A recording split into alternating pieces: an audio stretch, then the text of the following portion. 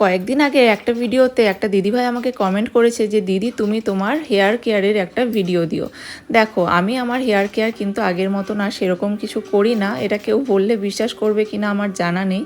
আগে একটা সময় ছিল আমার হেয়ারটা তখন অনেকটা লং ছিল, তারপর সিজারের পর আস্তে আস্তে সেই যে চুল পড়া শুরু হলো, এখন অনেক রকম মেডিসিন চলছে, এখন তো হেয়ার গ্রোথ সেরকম কিছুই হয় না। তো টুকিটাকি হোম রেমেডি যে সমস্ত কিছু আছে সেগুলোই আমি এখন ইউজ করি।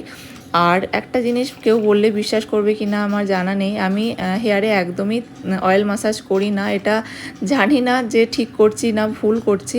তো এই যে রাইস মিস্ট, এটা ছিল অনেক দিন আগে, আমি এটা অনলাইন থেকে পারচেস করেছিলাম। তো ভাবলাম যে পয়সা দিয়ে যখন কিনেছি বেকার নষ্ট করে লাভ নেই। তো হাতে যেহেতু সেদিন অনেকটা সময় ছিল, ভাবলাম যে চলো এটা একটু লাগিয়ে নেওয়া যাক। তোমরা কিন্তু এই জিনিসটা বাড়িতেও বানিয়ে ইউজ করতে পারো, এটা কিন্তু খুব উপকার। একটা সময় ছিল যখন আমি রেগুলার এটা ইউজ করতাম, কিন্তু এখন ওই যে হয়ে ওঠে না, মানে নিজের গাফিলতি বলা যেতে পারে। তো এই যে তোমাদেরকে দেখিয়ে দিলাম প্রোডাক্টটা। আর লিঙ্ক চেও না, লিঙ্ক নেই আমার কাছে, অনেক দিন আগে এটা নিয়েছিলাম। তো চলো টাটা।